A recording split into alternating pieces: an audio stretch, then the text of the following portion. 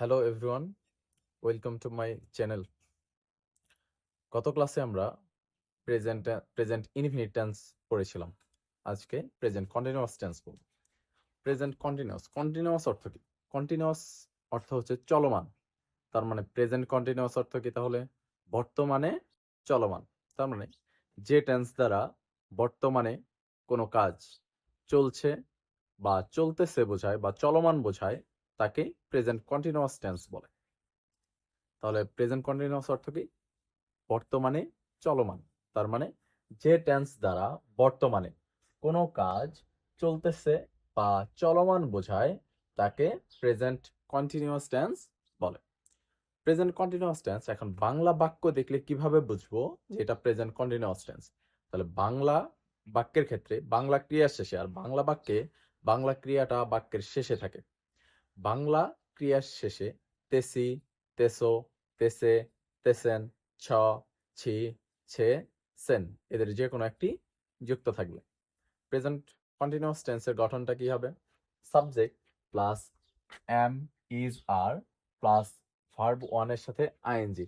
Verb one বলতে কি বুঝি? ভার্বের তিনটা form: present form, first form, first participle form. এখন V1 মানে হচ্ছে ভার্বের প্রেজেন্ট ফর্ম, V2 হচ্ছে ভার্বের পাস্ট ফর্ম, আর V3 হচ্ছে ভার্বের পাস্ট পার্টিসিপল ফর্ম। তাহলে V1 এর সাথে আইএনজি মানে হচ্ছে ভার্বের প্রেজেন্ট ফর্মের সাথে আইএনজি প্লাস অবজেক্ট বা এক্সটেনশন। তাহলে এই বাক্যটা হচ্ছে সে ভাত খাচ্ছে। তাহলে এই জায়গায় কোন শব্দটা দ্বারা কাজ করা বোঝায়? খাওয়া দ্বারা কাজ করা বোঝায়। তাহলে খাওয়ার শেষে কি যোগ আছে? সে। তার মানে ভার্বের সাথে বাংলা ক্রিয়া, ভার্ব মানে হচ্ছে ক্রিয়া, তার মানে বাংলা ভার্বের সাথে ছে, তেসি, তেসো, তেসে, তেসেন, ছ, ছি, ছে, সেন এদের যে কোনো একটি যুক্ত থাকলে প্রেজেন্ট কন্টিনিউয়াস টেন্স হবে। তার মানে এই বাক্যটা প্রেজেন্ট কন্টিনিউয়াস টেন্সে আছে। তাহলে গঠন অনুযায়ী আমাকে এখন ট্রান্সলেট করতে হবে। তাহলে প্রথম কাজ কি আমার? সাবজেক্ট। তাহলে কাজটা যে করে সে হচ্ছে সাবজেক্ট। তার মানে এই জায়গায় কাজ কি? খাওয়া। আর এই খাওয়া কাজটা কে করতেছে? এই বাক্যে সে করতেছে। তাহলে সে হচ্ছে সাবজেক্ট। তাহলে হি। এরপরে কি? সাবজেক্টের পরে এম, ইজ অথবা আর বসাতে হবে। তাহলে সাবজেক্ট যদি সিঙ্গুলার হয় তাহলে ইজ, আর সাবজেক্ট যদি প্লুরাল হয় তাহলে আর। আর এম শুধুমাত্র আয়ের সাথে বসতে পারে। এম শুধুমাত্র আয়ের সাথে বসতে পারে। তাহলে সাবজেক্ট থার্ড পারসন সিঙ্গুলার হলে ইজ, আর সাবজেক্ট প্লুরাল হলে আর। তাহলে হি এর সাথে কি বলবে? হি হচ্ছে সিঙ্গুলার, তাহলে হি ইজ। এরপরে কাজ কি? মূল ভার্বের সাথে আইএনজি। তাহলে মূল ভার্ব কি এখানে? খাওয়া। তাহলে খাওয়া ইংরেজি হচ্ছে ইট। ইটের সাথে আমাকে কি যুক্ত করতে হবে? আইএনজি। তাহলে ইটিং। তাহলে হি ইজ ইটিং, খাচ্ছে। কি খাচ্ছে? ভাত। তাহলে rice, R I C, he is eating rice. এখন এটা তো অ্যাফার্মেটিভ বাক্য গেল। তাহলে এই বাক্যটাকে আমরা নেগেটিভ কিভাবে করতে পারি? আমাদের নেগেটিভ করার শর্ত কি? নেগেটিভ করার শর্ত হচ্ছে কোনো বাক্যে সাহায্যকারী ভার্বের সাথে নট বসাইতে হয়। তাহলে এই যাকে প্রেজেন্ট কন্টিনিউয়াস টেন্সের সাহায্যকারী ভার্ব হচ্ছে am, is, are. Present continuous টেন্সের সাহায্যকারী ভার্ব হচ্ছে এম, ইজ, আর। তার মানে আমাকে এই টেন্সে সাহায্যকারী ভার্ব বাইরে থেকে আনতে হবে না। তাহলে ফাইন। তাহলে নেগেটিভ করার অর্থ হচ্ছে সাবজেক্টের পরে সাহায্যকারী ভার্বের সাথে নট বসাতে হবে। তাহলে he is not eating rice. He is not eating rice. তাহলে সে ভাত খাচ্ছে, সে ভাত খাচ্ছে না। নেগেটিভ। বাক্যে নাবোধক শব্দ থাকলে সেটা নেগেটিভ। তাহলে এখন ইন্টারোগেটিভ করব। ইন্টারোগেটিভ করার শর্ত কি? ইন্টারোগেটিভ করতে হলে আমাকে সাহায্যকারী ভার্ব শুরুতে বসাতে হয়। ইন্টারোগেটিভ করতে হলে আমাকে কি করতে হবে? সাহায্যকারী ভার্ব শুরুতে বসাতে হয়। তাহলে এই বাক্যের সাহায্যকারী ভার্ব কি? ইজ। তাহলে কি হবে? ইজটা শুরুতে বসবে। তাহলে is he eating rice? Is he eating rice? সে কি ভাত খাচ্ছে? সে কি ভাত খাচ্ছে?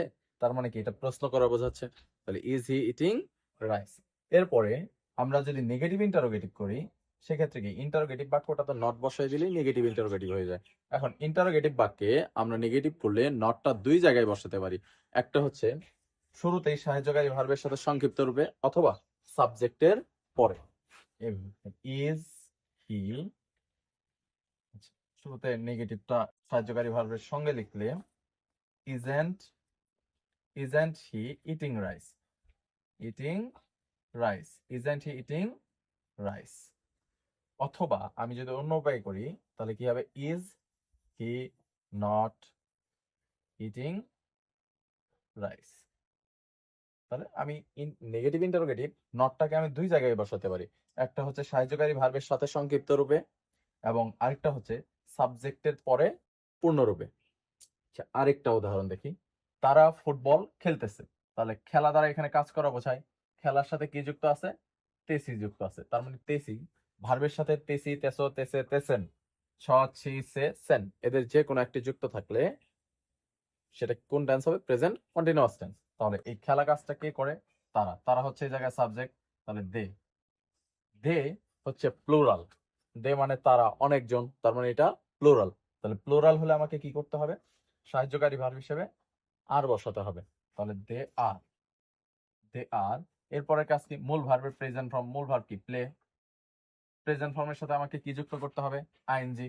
তাহলে কি হবে, প্লেইং, খেলতেছে, কি খেলতেছে, ফুটবল, তাহলে they are playing football, they are playing football.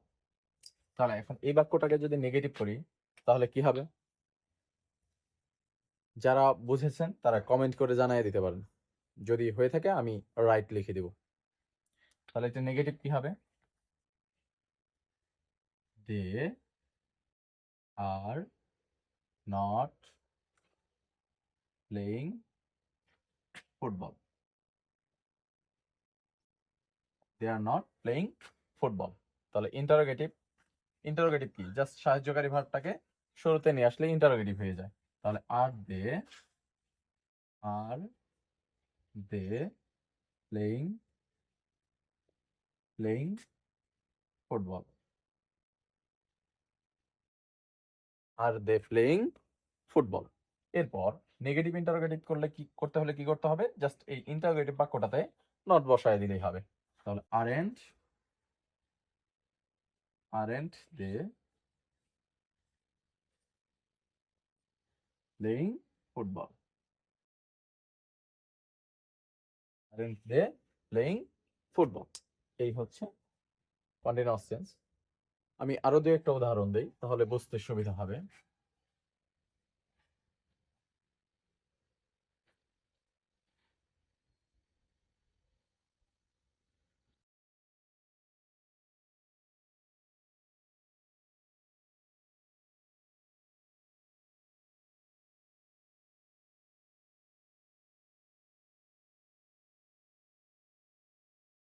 কৃষকরা মাঠে কাজ করছে, কৃষকরা মাঠে কাজ করছে। তাহলে কৃষকরা মাঠে কাজ করছে, তাহলে কাজ করার সাথে ছে যুক্ত আছে, তাহলে ছে, ছ, ছি, ছেন এগুলা যুক্ত থাকলে প্রেজেন্ট কন্টিনিউয়াস টেন্স। তাহলে এখন এই বাক্যটা, তাহলে এই কাজ করা কাজটা কে করতেছে, কাজটা করতেছে কি, কৃষকরা, কৃষকরা এটা তারা একজন বোঝাচ্ছে না অনেকজন বোঝাচ্ছে, কৃষকরা অনেকজন। তাহলে ফার্মার হচ্ছে কৃষক, তাহলে কৃষক, ফার্মারের প্লুরাল ফর্ম কি হবে, কোন সিঙ্গুলার নাউনের সাথে এস অথবা ইএস যুক্ত করে দিলেই সেটা প্লুরাল হয়ে যায়। তাহলে দ্য ফার্মার্স, দ্য ফার্মার এর সাথে এস যুক্ত করে দিলে সেটা প্লুরাল হয়ে যাবে। তাহলে সাবজেক্ট যেহেতু এখন প্লুরাল, তাহলে আমরা সাহায্যকারী ভার্ব কোনটা বসাবো, আর। তাহলে দ্য ফার্মার্স আর, কাজ করা ইংরেজি কি, ওয়ার্ক, ওয়ার্ক এর সঙ্গে কি যুক্ত করতে হবে, আইএনজি, তাহলে ওয়ার্কিং। এরপরে কাজ কি, কোথায় কাজ করে, মাঠে, তাহলে কি হবে, in the field, in the field, in the field. The farmers are working in the field, এটা গেল অ্যাফার্মেটিভ। এখন নেগেটিভ করলে কি হবে, the farmers are not working in the field, the farmers are not working in the field. এরপর interrogative করব, ইন্টারোগেটিভের শর্ত কি, ইন্টারোগেটিভ করতে হলে আমাকে জাস্ট সাহায্যকারী ভার্বটাকে শুরুতে বসায় দিলেই হয়ে যাবে। তাহলে are the farmers, are the farmers working in the field. In the field, যেহেতু ইন্টারোগেটিভ শেষে প্রশ্নবোধক চিহ্ন দিতে হবে। তারপর নেগেটিভ ইন্টারোগেটিভ করতে হলে কি হবে, ইন্টারোগেটিভ বাক্যটাতে নট বসায় দিতে হবে। তাহলে aren't the farmers, aren't the farmers working in the field? Working in the field. এরপর আরেকটা উদাহরণ দিব। তাহলে ক্লিয়ার, আশা করি বুঝতে পেরেছেন।